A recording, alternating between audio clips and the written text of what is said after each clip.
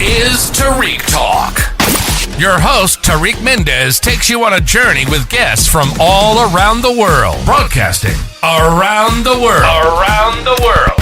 This is Tarik Talk.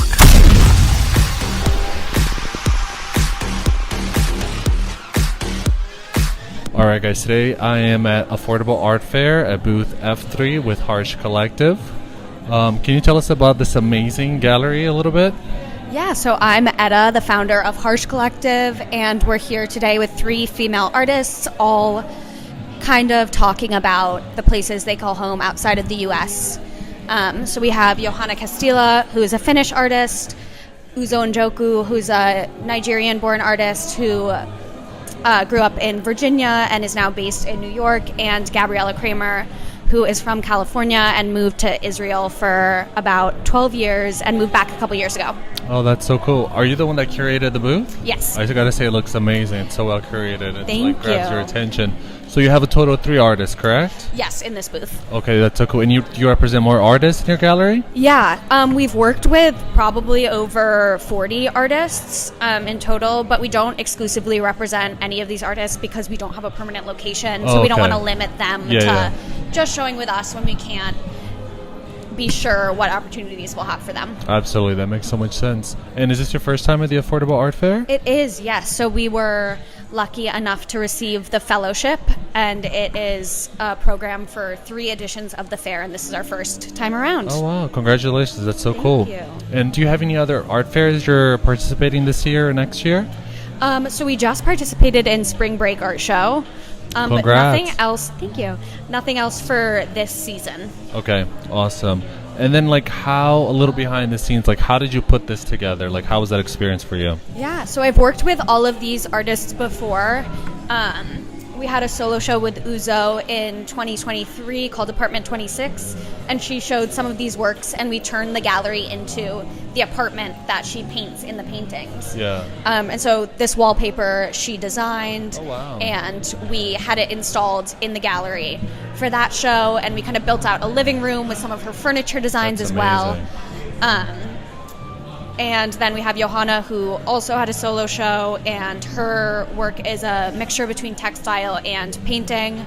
And something really interesting is that she has, because she kind of just paints freely on canvases and then tears them up and sews them back together, there's actually painting on the other side. So what we did was hang them from the center of the room so people could see both sides. That's so creative. And then we have Gabriella Kramer, who is here with us today, and she is an abstract painter, and we paired her with another artist named Nicole James.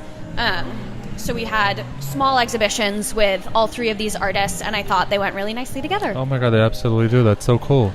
And do you represent mostly painters, or do you have photographers, sculptures? Yeah, so we mostly do painters, but we're always looking for other mediums. Sculpture and photography can be a little bit hard because you have to think about printing the photography and framing it, which can be expensive.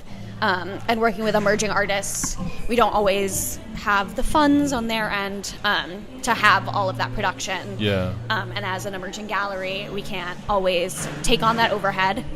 And then sculpture, you have to think about pedestals and that kind of thing, but we're always open to it, and we really like to make the space immersive, and sculpture is a great way to do that. Oh, I love that. And were you always in the arts? That's how did your love of art, where did your love of art come from? Yeah, so I grew up always doing different forms of art. My mom went to art school, and she's a sculptor. Oh, nice. And she also restores antiques, but her parents were both painters, and they were studying under abstract expressionists in the 60s, and they were really involved with legislation that was going on to find affordable housing for artists, and they ended up buying 2 buildings in the West Village with another family, which at the time were pretty cheap. It wasn't a developed neighborhood yet, and it obviously grew a lot in value, and they put the grandkids' names on it as we were born, and so it sold when I was in college studying art history, and I had been interning in the art world.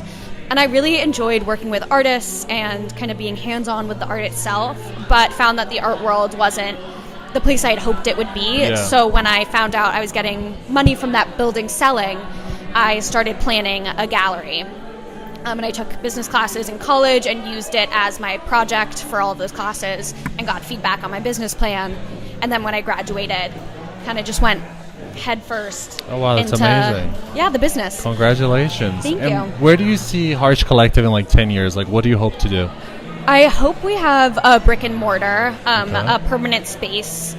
I really hope that we have the opportunity to do a lot of events where we can build a little bit of a community in the art world and make it more of a welcoming place. Yeah. Really make artists and art lovers be that place where they can connect. Yeah. And collectors can get to know artists can get to understand collectors and viewers. That's amazing. Kind of mutually beneficial, enjoyable space. That's so cool.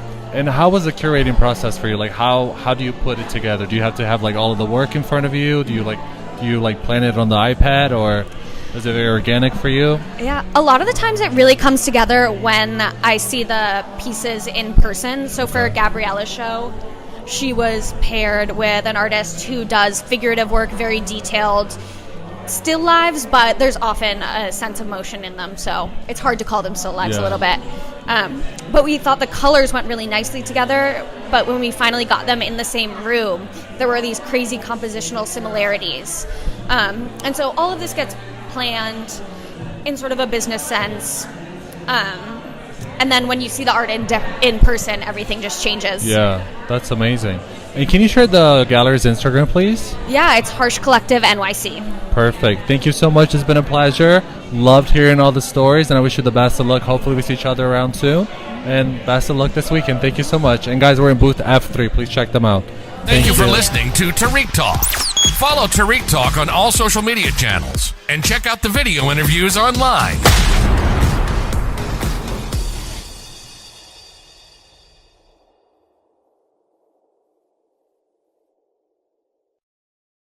This is Tarik Talk.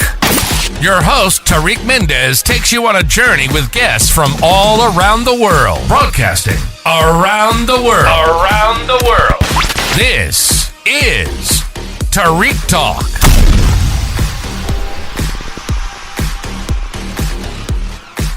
Edit. All right, guys. Today I'm here with Gabriella Kramer at Affordable Art Fair in booth F3. How are you, Gabriella? I'm good. Excited to be here. Awesome. Thank you so much for being on the podcast. Can you tell me a little bit about the artwork you're exhibiting here? Sure. So this specific artwork is called I'm 1994, so I was born in 1984, and a lot of it has to do with expressing adolescence and stepping into womanhood and something a bit more mature. I use a lot of color and color pairings that are very vibrant, and there's a lot of movement on the paintings, and it's supposed to express a kind of playfulness and evoke fun, and not that everything needs to be so serious and kind of stuck in our ways. Yeah. That's so cool.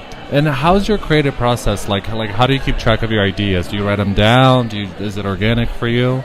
So I write a lot. Like I write a lot of things that evoke, that make me inspired or have emotions. So sometimes things that could have come up for me in childhood and names of paintings, and I kind of flow from that idea and that creative place. So this painting here, the Father, the Son, and the Ghost, I painted after Mexico, my trip in Mexico City. I was really inspired with the Catholic Church. And a lot of like the motifs that are seen in churches and in Christianity.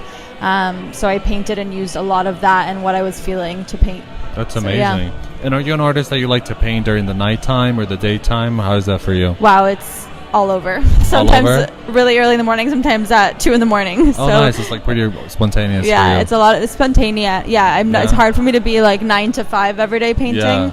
It's sporadic throughout the day. Love that. And what's your studio process like? As soon as you get to your studio, you're able to sit down and paint? Do you have a coffee, meditate? I get a coffee, and I like putting on the radio because I like being surprised. So I put on 101. And do you like the speaker, or do you prefer headphones? I actually just use my computer speaker. Oh, nice. That's cool. Just to have not something pressed up against my ears, and I like to just hear the space. And then I kind of do a little movement and then start painting. Oh, that's so cool. And do you work mostly with paintings, or do you do other mediums? So I do mainly paint. So I do a lot of painting. Sometimes I do works on paper. Okay. But the main thing is paint. I like to get down and dirty and use a lot of mediums. Oh, that's Yeah. so cool. Yeah. That's so cool. And do you work with, is it acrylic or oil pastels? So I do. It's also oil, Okay. oil pastels, oil stick, spray paint, Yeah. acrylic, graphite, ink. There's about like 7 to 9 different mediums on each painting. That's so cool. Yeah. And is the process very organic for you? Like, are you able to start a painting and like, do you have to finish, or can you like bounce back and chill? No. Some paintings it takes me months, and there's wow. like a lot of them have layers. So it's just until I feel that I've expressed what I Yeah, wanted to. Some I can finish, and sometimes I've done paintings in 24 hours of like Oh, wow. 2 back-to-back days That's of so just cool. being in the studio all morning to night. So yeah, it really depends on where I'm at in my And headspace. do you get like any anxiety? Like, do you feel like you tell yourself, oh my gosh, I have to finish this? Definitely. Or are you an artist that you're able to like step back from it, go back to real life, chill out, and then return to it? I think that's actually part of my process and part Yeah. of the meditation, and I think that's what is so therapeutic about painting, Yeah. is constantly telling yourself that you're in for the journey, and to Yeah. not give yourself a deadline in that way, and Yeah. to really experience that process of it's okay to take a step back. And actually I really try and force myself to take a step Yeah. back so I can relook at things differently. Sometimes you can't. Yeah, no, absolutely. I love that you're so chill, because a lot of artists that I talk to, they're so like keen on like finishing the work, locking themselves in the studio, and I love that you're able to step back, and probably that's why your work is so like calming and relaxing to look at. You know, it's like Is it portal into like a chill vibe. You know, Yeah, it's I like hope I so. love trying to figure out like where you started, where you finished, like seeing the layers. Yeah. So, but hearing you now speak about the work, it makes a lot of sense. But for the record, I'm very anxious, so I'm not that chill. Well, you're a very chill person. And do you have anything else going on this year or next year? So this is right now the last show that I've signed up for, and I'm taking like a tiny bit of a hiatus just for a few months. Okay. Just to paint a little bit. I was in back-to-back shows. I did Spring Break Art Fair. I had like 3 shows over the summer. Okay, congratulations. So, thank you. So it was really intense. But I'm open to like having other shows. Yeah. Maybe there'll be something in the next few months, but I'm also happy for a little Congratulations. break. Yeah. Is there any other mediums you want to tackle, like photography, sculptures in the future? So my next one is ceramics. So I want to Ceramic? do ceramic sculptures Oh, in my that's so cool. abstract way. So Yeah. with a glaze and painting them like kind of like figures. Yeah. That can be 3D. So yeah, that's so that's my cool. next Wow. next So thing dope. I want to tackle. I wish you the best of luck. Thank you so Congratulations. much. Thank you Nice so to much meet for you. being on the podcast. And guys, this is Booth F3. And can you give us your Instagram account so everybody can It's follow you? Gabriella Kramer, Gabriela Kramer, Kramer, one word. Period. Thank you again. Thank you for listening to Tarik Talk. Follow Tarik Talk on all social media channels and check out the video interviews online.